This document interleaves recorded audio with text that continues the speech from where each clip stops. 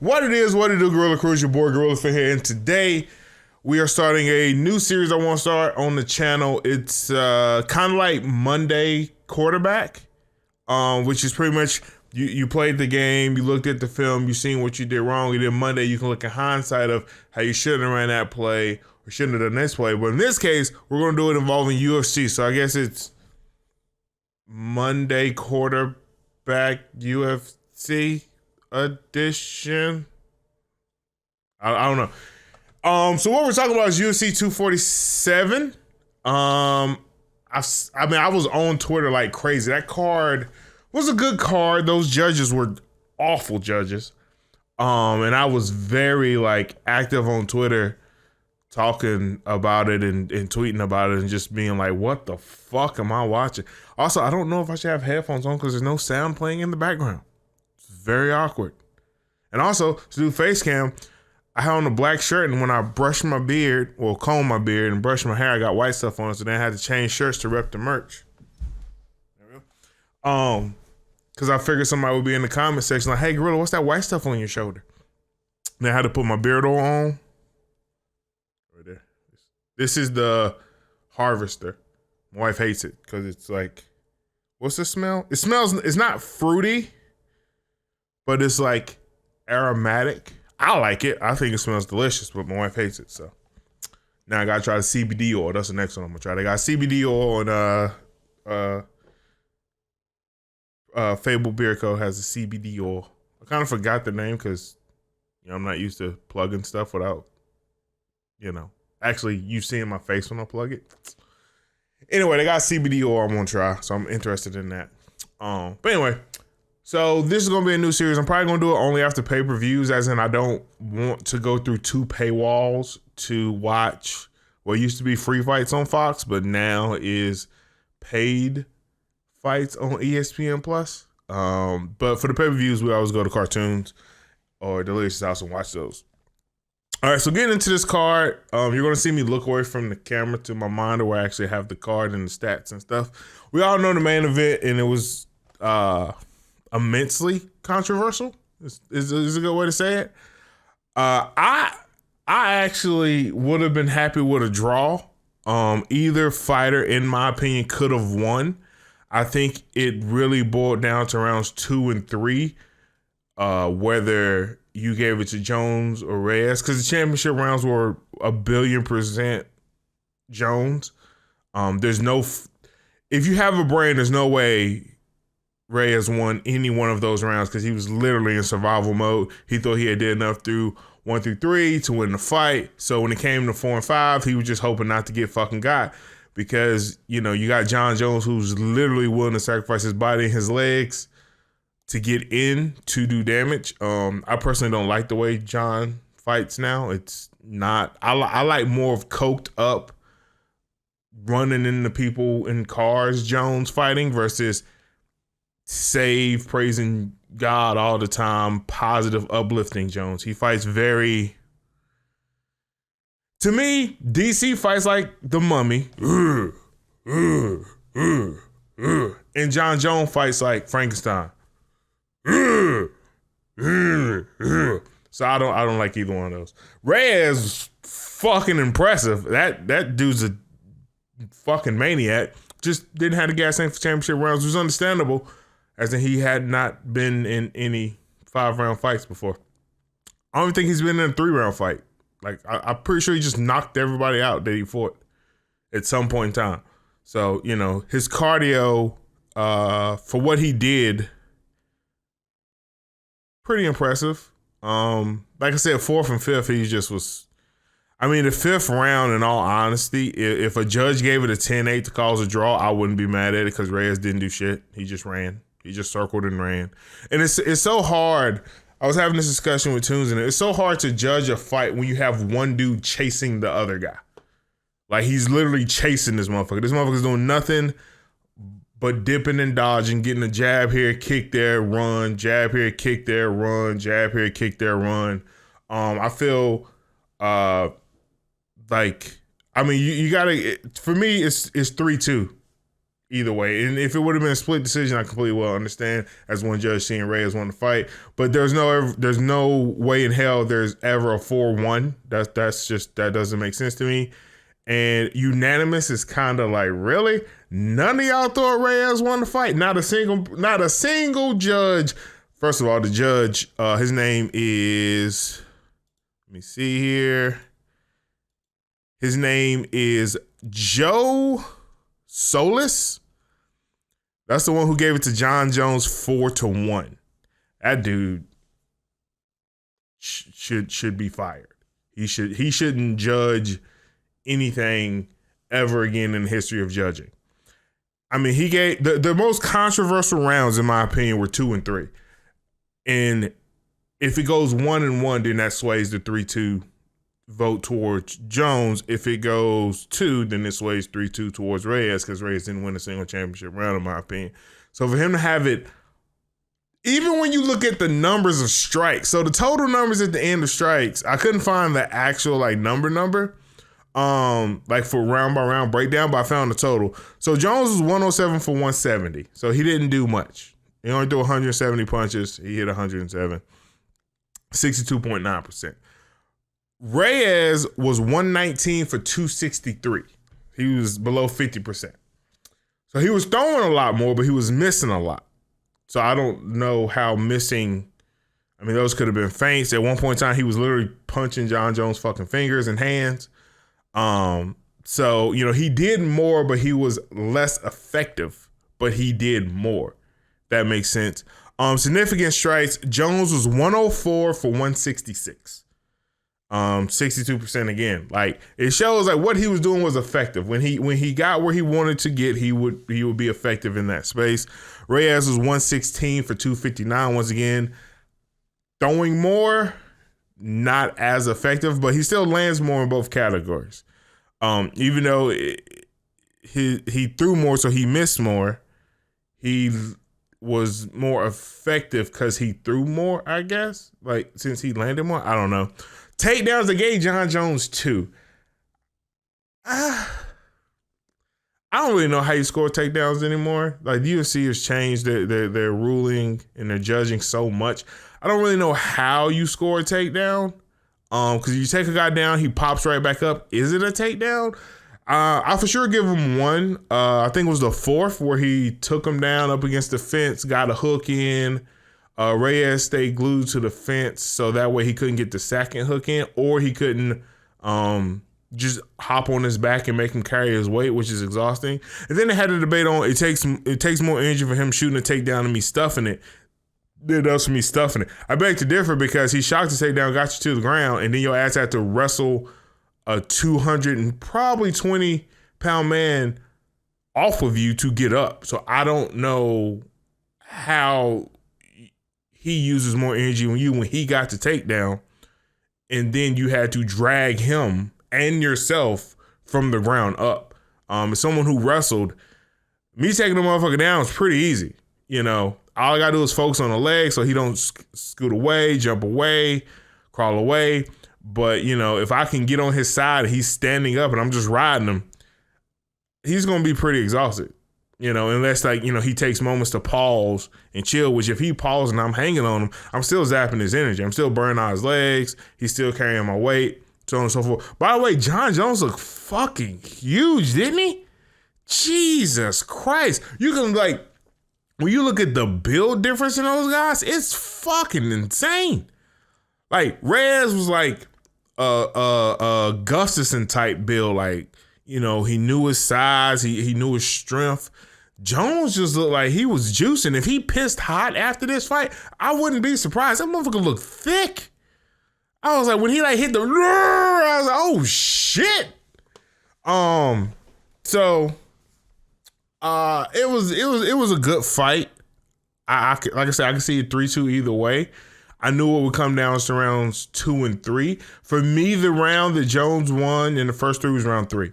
I felt round 3, the body shots, the shin checks, because he was if you notice in the first round, they were fucking clashing shins like there was no tomorrow. Like, Jones did that shit about 3 or 4 times. Reyes was like, fuck leg kicks. All right.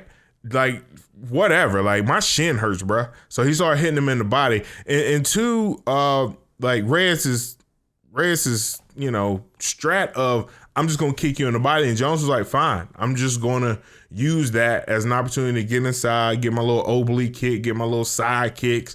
You know, he didn't really do much with the hands early. He was doing more with like the kicks, getting the distance, you know, the push kick, stuff like that. It was funny because I had said to Tunes while we were watching the fight, Tunes was like, you know, Jones's hand is up and then he has his other hand here.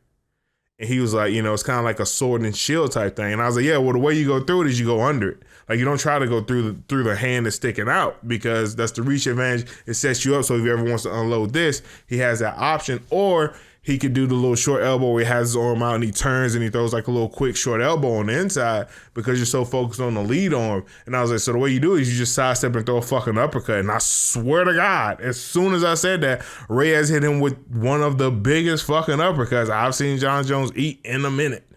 And like, Jon Jones got a chin on him. Like, he's proven it time and time again that he can take a punch.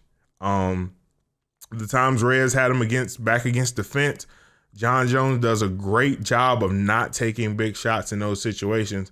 He doesn't really look for counter punches as much as he's looking to get out of that bad situation. And I think, for me, the tape is out on how to beat Jon Jones. Now it's just a matter of execution. Like, everyone knows how to beat him, know how to take him the distance. It's just, can you execute that plan once you're in there with him? And Anthony Smith had mentioned that he's like, you know, once you get in there with him, it's a different world, bro. Like, you know, you have these plans, you have this idea, but once you're actually in there with the beast, it's completely different. And I think that's what Reyes experienced. Like, I'm not saying like he, you know, decidedly lost a fight. I do hate in his post-fight interview, he had mentioned, you know, I thought I had won the first 3 rounds, so I started chilling. I'm like, come on, bro. This is a championship fight. You have to beat the fucking champion. Beat the champion. Not think you won. Not assume you're ahead. You gotta go in there and fucking beat this dude. Like, that has to be the mentality. The mentality has to be go in there, whoop his ass. Like, I want him leaving on the stretcher. I want him leaving via unconscious. Like, I don't want this to go to these judges. If I was his coach, looking at some of those other fights, I would have grabbed this motherfucker by both his ears, kissed him on the forehead and said, finish this big motherfucker. Because if it goes to those people, we're going to lose. 100% we are going to lose. There's no way those judges are equipped to make you win the fight. You have to beat Jon Jones. Point blank and period. I don't give a fuck. Everybody, oh, well, people say, you know, it shouldn't matter in the judges and judges should be skilled enough. When they're that bad, and I'll get to why they're that bad, you have to tell your fighter, go out here and be the first motherfucker to kill someone in the UFC. Because if we allow those judges to score this, we're going to lose. No ifs, no ands, no buts about it. Demetrius Johnson has said this before. Usman has said this before. Greg and John used to say shit all the time. When they're fighting, the coach don't say shit about, I think you won a round or you lost that round. You don't give a fuck. Go finish the fight. The coaching style should be to go finish him. Not go out there and point this man out and hope the judges see what you see, because they're fucking idiots. Like, these judges were idiots. So, like, you have to look at your fighter and stress to him the importance of finishing off this big, bad motherfucker. He's the baddest on the planet. He's the GOAT for a reason. You never seen motherfuckers go out there and fight George St. Pierre and want to decision win. They want to finish, because so many fighters get robbed from bad judges. So if you're a fighter who, I like Reyes' press interview when he said, you know, I've been in the dark this whole time grinding. I love that. I love a motherfucker that's not out here flaunting it, showing off this and other. He's in the gym working. He in the basement working. He running hills. That Tony Ferguson mentality. He don't give a fuck about all that other, the glam, the glitter, the blah, blah, blah. He working. So when he get in there, He can show you what he doing. This reminds me of fucking Rocky 3 with Mr. T. Prime example. Rocky out there dancing. Yeah. Got a little fancy car, got a little Harley and shit. Mr. T hitting the bag. Mr. T talking shit about his wife. And then he get in there and get that ass rocked. Now, true, on the run back, we're not going to talk about that. But we're going to talk about the dude in the dark working, designing himself to beat you. The blueprint's out. The blueprint is don't stand in front of John Jones or he will pick you apart with his unique striking. Don't stand there. Stuff the takedowns. John is not going to abandon the takedown because if he gets you down, he's going to wear your ass out. He's just too big. The blueprint's out.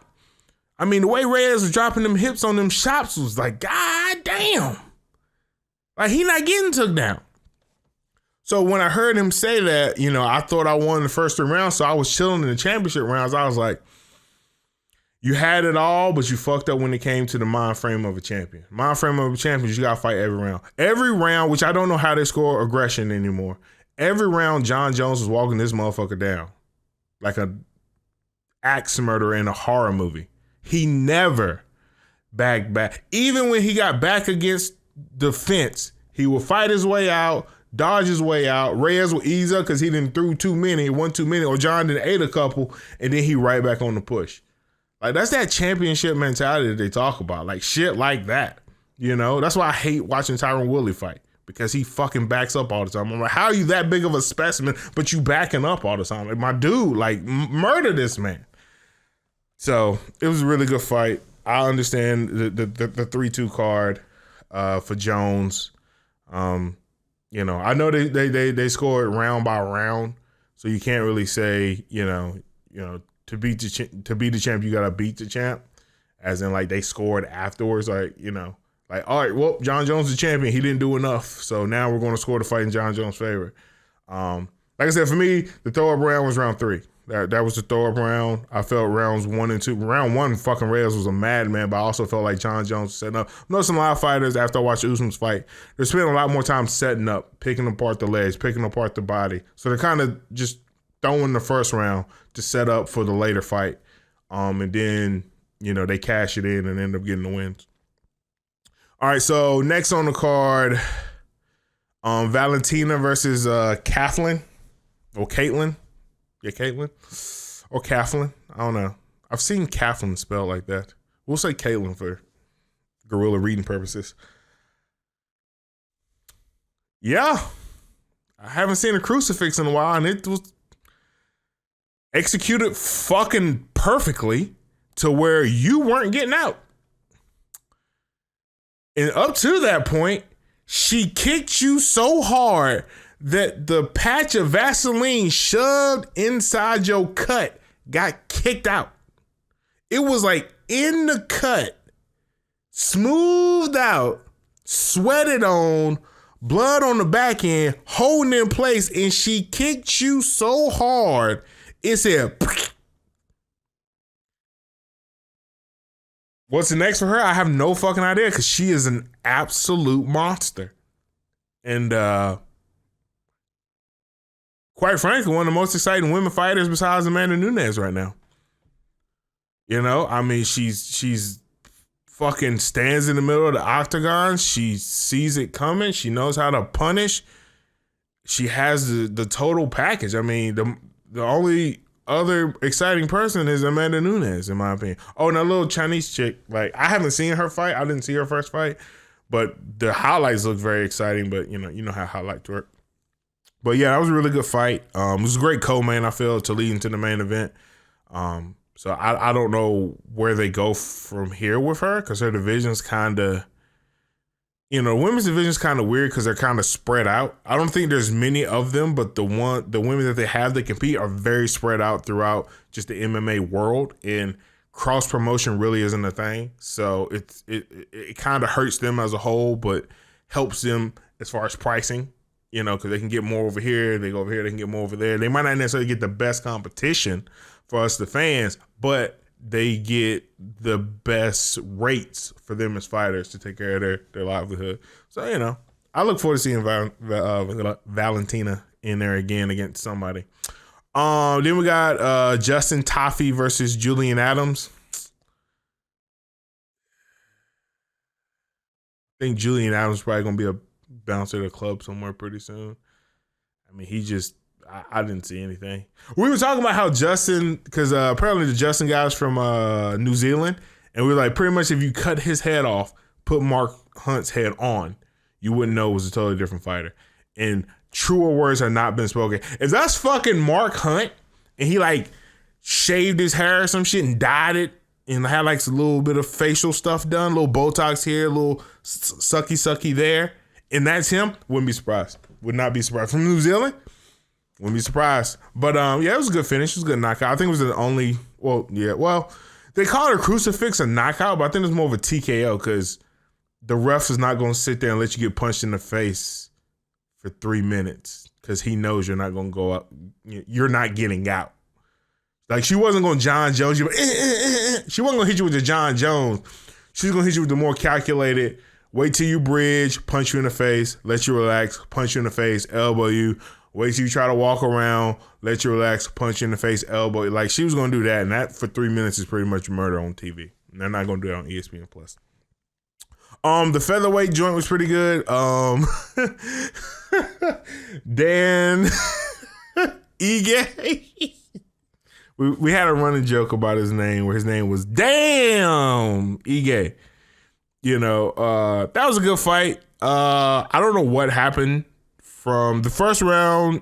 Dan was putting on a fucking striking show, as in he had figured out you couldn't see him slip. Like, he was slipping his jab. He was slipping pretty much every punch he threw and just hitting them overhands, hitting them with crosses, stuff of that nature. That was the first round. So I was like, oh shit, second round, he's going to finish him. Then Danny Gay gets taken down and fucking just grinded into oblivion for 5 minutes. And then we go into the third round, and Masai? I don't know.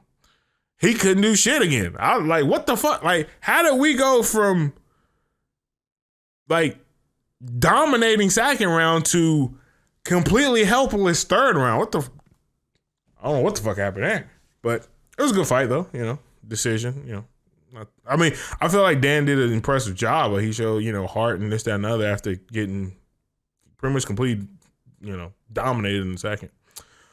Then we had the first sign that these judges were idiots, and that is the Derrick Lewis fight. So Derrick Lewis for me is the type of person in high school that would have everything I wanted. They would be about 6'3". They'd be around like 250. I played offensive lineman in high school, and I was always undersized. I was like 200 pounds, 6'1". Yeah, I was technically considered as I'm undersized, and I was 200 pounds, like soaking wet with pads on. But I was really good technical wise. Like, I really knew what I was doing on the technique end. But size wise, I was at a huge fucking disadvantage playing guard against, 300 pound nose guards. And I would always see cats who would be like 6'3", 6'4", 250 plus, and just be fucking lazy. Like, they're just lazy. They're not bad. They're not good. They're lazy. And when I look at Derrick Lewis, and I look at you fighting a fucking 205er who's a fill-in at heavyweight, in the last 2 minutes, you actually get in there and start knotting his ass up, and then you win. You didn't deserve it. You didn't do shit. Who the fuck keeps coaching this man to do flying knees? Fire him. Please. Keep your big ass legs on the ground and learn a goddamn jab. Jab. It's great you have knockout power. Bitch, learn to set it up. You gotta, look, not everybody's gonna stand there and fucking fall for the Derrick Lewis shoulder shimmy, cock that goddamn hammer back and throw it. You gotta jab a motherfucker every now and again. These fucking flying knees, I swear to God, I want somebody to catch his big ass in there and dump him on his fucking skull like DC did. So irritating to watch his big ass just be lazy. Either he don't listen to coaching or either he got bad coaches. I don't know which one it is. But whichever one it is, like, what the fuck, man? Like, you are a specimen. Like, I like old broke ass Derrick Lewis more than I like new money Derrick Lewis. Old broke ass Derrick Lewis was knocking motherfuckers out. Taking no names, no prisoners.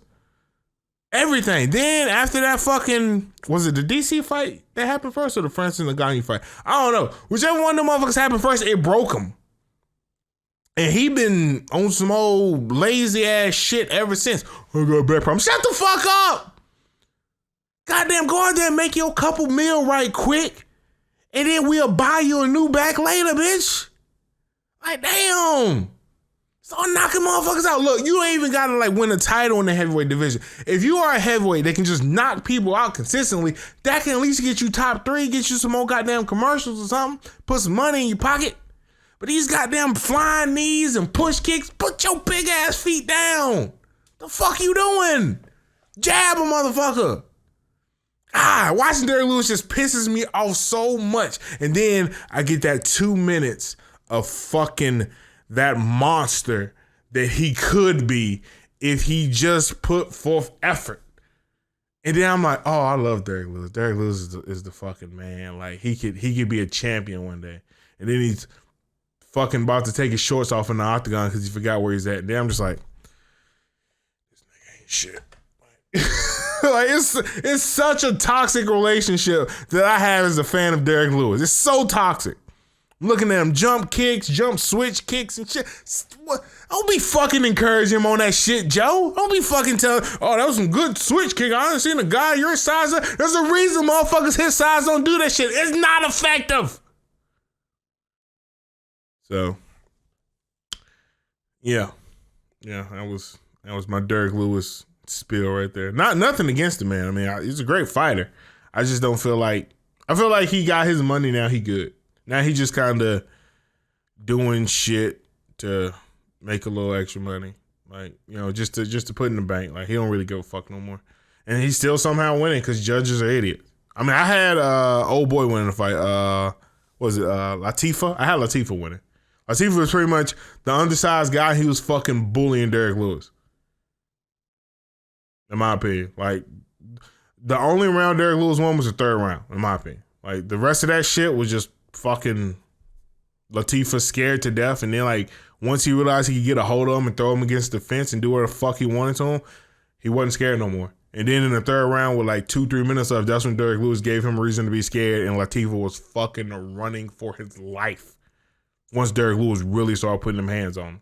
Like, like rounds 1 and 2, you see that confidence. Like, yeah, you know, he not that big. He not that bad. Bam, takedown. Yeah, he ain't shit. Yeah, bam, up against the fence. Yeah, I got this shit. Easy peasy. Bam, them kicks don't hurt. Yeah. 3rd round, Derrick Lewis fucking face. You. And Latifa was like, oh, shit. And he goes, please, help me, please. How much time left? Minute and a half. Fuck! Like, running for his life in there. But then, you know, to get robbed at the end, it's like, what the fuck, man? That dude won that fight. Like, that fucking dude won that fight. But, so, yeah. All right, so that, I didn't mean to go 30 minutes, but here we are at 30 minutes. I'm very long-winded, apparently. So this is the first episode of something I want to do. Like I said, after UFC pay-per-views, I see, you know, I kind of read Twitter about, you know, look at other little reviews on YouTube, see other people's perspective, points of view. And then Monday, kind of want to just talk to you guys about it and see what you thought. If you watched the fight, if you didn't watch the fight, if you have questions, so on and so forth. And if you want to do like a back and forth exchange, because I want to do more of these, leave me some questions in the comments, and maybe we'll have a video where I touch on those and we go back and forth on what you saw, what I saw, and my perspective on certain things. But I've enjoyed this. I hope you guys enjoyed this. Like, you know, I'm trying to do more different things than just gaming on the channel. If YouTube hopefully they won't demonetize my face since they demonetize everything else. So. We will be streaming tonight on Caffeine. We will stream on Sundays on Twitch, and we'll stream Monday through Thursday on Caffeine from, it's safe to say 10 p.m. to 2 a.m. versus saying 9 p.m. to 2 a.m. because I might show up late on 9s. So 10s I'm there for sure. 9s, a little bit of a question mark. So, for all that being said and done, Peace to you. Love you guys. Thank you for the love and support, and I'll see you guys then. As always, damn it, why do I do the peace to you and then I say another word? The peace to you is the exit, Gorilla. That's the exit. You don't say a word after peace to you. You just say peace to you, love you guys, and then you stop talking. But no, I want to say another word, which now I'm in another conversation, and now the video's over 30 minutes, and it's only supposed to be fucking 15. I do this to myself. I don't know how to say goodbye because I want to stay here forever.